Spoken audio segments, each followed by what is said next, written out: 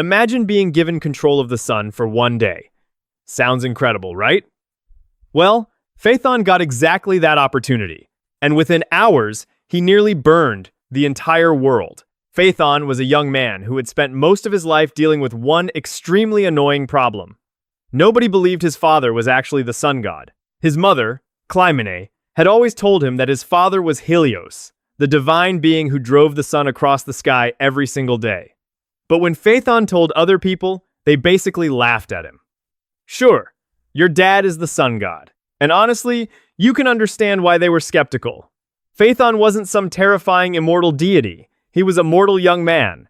He didn't command armies, he didn't slay monsters, he didn't have magical weapons. He just had a very famous father and a very serious need to prove it.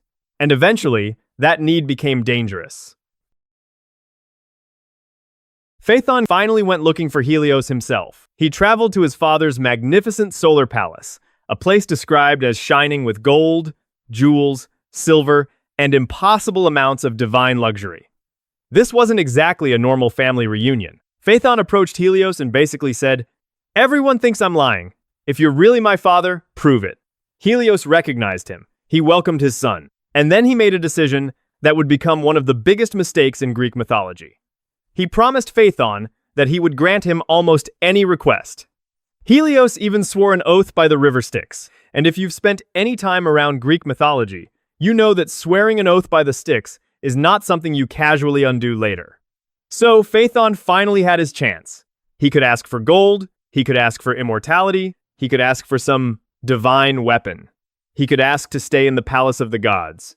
Instead, he asked for something absolutely insane. He wanted to drive his father's Sun Chariot for one day. The moment Phaethon makes the request, Helios regrets everything. He doesn't say, "Great idea, son." He doesn't say, "Absolutely. Here's the keys." He basically spends the next several minutes explaining why this is the worst idea imaginable. Helios tells him the chariot is incredibly difficult to control. The horses are powerful. The route through the heavens is dangerous. The path is not simply a straight road across the sky. There are steep climbs, there are dangerous descents, there are constellations and celestial creatures along the route. And most importantly, the chariot has to stay at exactly the right height. Too high, you risk scorching the heavens. Too low, you burn the earth. Helios even gives him the most obvious piece of advice imaginable. Don't do this. But Phaethon has already decided. He doesn't want another explanation. He doesn't want another warning. He wants proof. And Helios has already sworn the oath. So now the sun god has to hand the controls of the sun to his inexperienced son. Imagine being a parent and realizing you have accidentally promised your teenager the keys to the universe. The horses are brought out. These aren't ordinary horses. They are divine creatures, associated with fire and the sun itself. They are harnessed to the magnificent chariot, and Phaethon is standing there looking at it, like a kid who just received the greatest gift imaginable. Helios prepares him for the heat.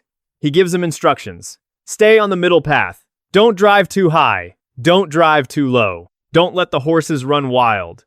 Don't use the whip excessively. Keep control of the reins. Basically, Helios gives him the divine equivalent of a driving lesson. Except, this isn't a car, it's the Sunday. And if Phaethon crashes, there isn't going to be an insurance company involved. Helios knows exactly what is about to happen. Phaethon doesn't. The gates of the eastern sky open. The horses surge forward. The chariot begins its journey. And for the first few moments, Phaethon is probably having the greatest morning of his entire life. He's driving the Sunday. He's finally proving that Helios really is his father. Everyone below can see the blazing chariot crossing the heavens. This is it. Phaethon has finally become somebody. Except there is one tiny problem. He has absolutely no idea what he's doing. The horses feel that immediately. They are used to Helios. They know his commands. They know the route. They know exactly how much force to use. Phaethon doesn't. The reins are in his hands, but the horses are stronger than he is. And the moment they begin pulling away from his control, the entire universe starts having a very bad day. The chariot begins to wobble. Phaethon loses control. This is where the situation becomes ridiculous. Phaethon is supposed to keep the sun at the correct distance from Earth. Instead, the chariot drops lower and lower and lower. The heat becomes unbearable. Clouds begin to dry up. The Earth starts scorching. Rivers begin to disappear. Fields burn. Forests catch fire. And then entire regions begin suffering. Phaethon looks down and realizes this isn't some minor mistake anymore. He's not simply driving badly. He's literally cooking the planet. And the further the chariot travels, the worse everything becomes. Mountains are scorched. Forests burn. Rivers dry up. The land becomes cracked and lifeless. Cities and people are caught beneath the unbearable heat. The world is not having a hot day. The world is being roasted alive. And Phaethon still can't get the horses under control. The heat becomes so intense that even places known for their cold begin suffering. Snow disappears from mountains. Rivers steam. Fields dry out. Plants wither. The landscape changes beneath the burning chariot. And according to Ovid's account, the damage spreads across enormous parts of the world. Phaethon himself is barely surviving. The heat is overwhelming. Smoke surrounds him. The chariot is blazing. He is losing his ability to control the horses. At this point, the boy who wanted to prove he was the son of a god has discovered something important. Being connected to a god doesn't mean you have the skills of a god, and there is no amount of confidence that can compensate for that. Phaethon wanted one day of glory. He has accidentally created a global catastrophe. This is no longer Phaethon's personal mistake. The entire cosmic order is being disrupted. The gods can't just sit around and watch. Something has to happen, and there is only one god powerful enough to stop the disaster immediately: Zeus. Zeus looks at what is happening. The sky is burning. The earth is burning. The Sun Chariot is completely out of control. Phaethon is still trapped in the middle of it. And Zeus has to make a decision, because if he does nothing, the entire world may be destroyed. So, Zeus picks up his thunderbolt. And this isn't a warning shot.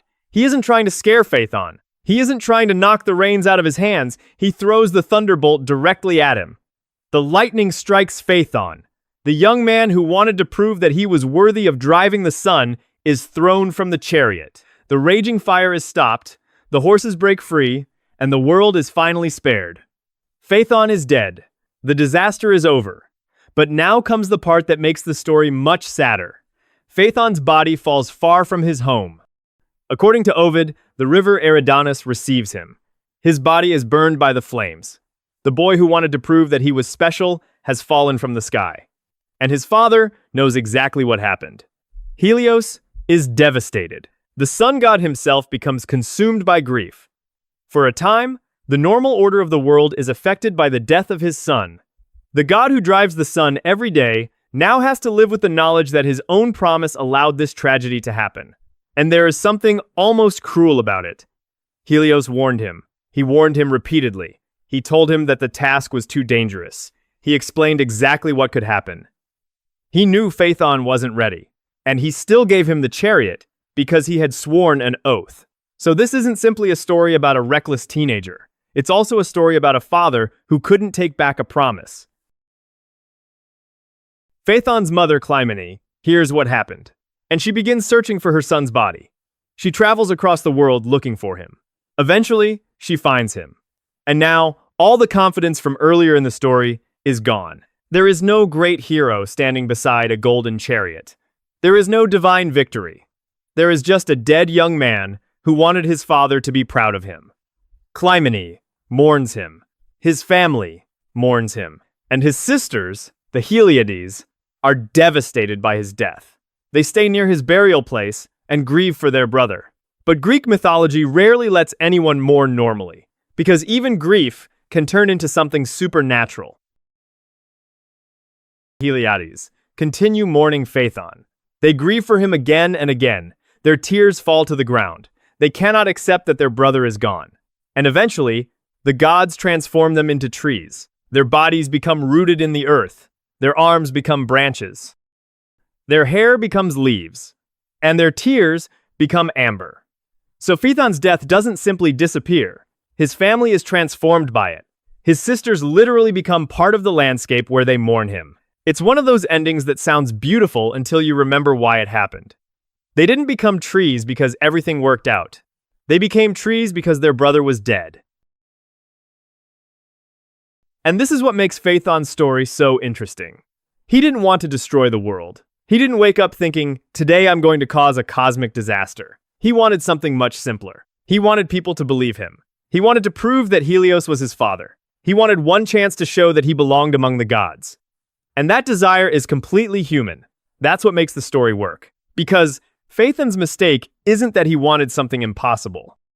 It's that he was so desperate to prove himself that he ignored the person who understood the danger better than anyone.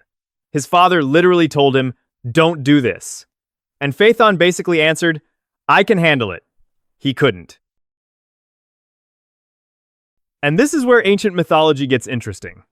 Not every ancient source tells the story exactly the same way. Phaethon's parentage varies across writers. Some traditions connect him with Helios and Clymene. Other traditions give him a different family background.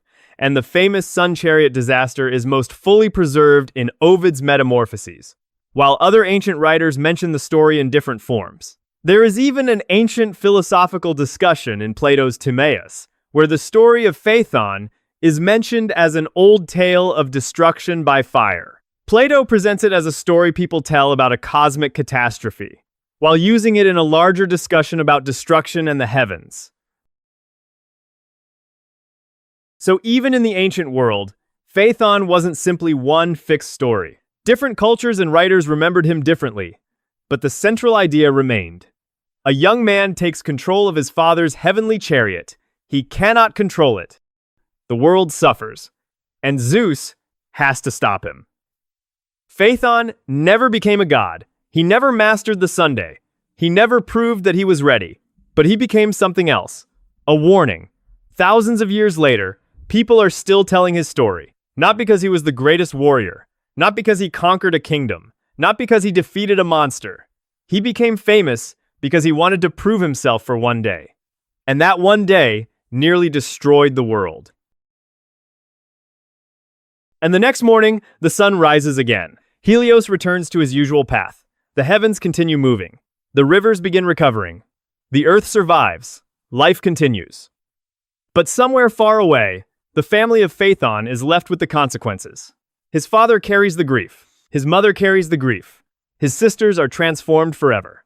And Phaethon becomes a story. A story about a boy who reached too far.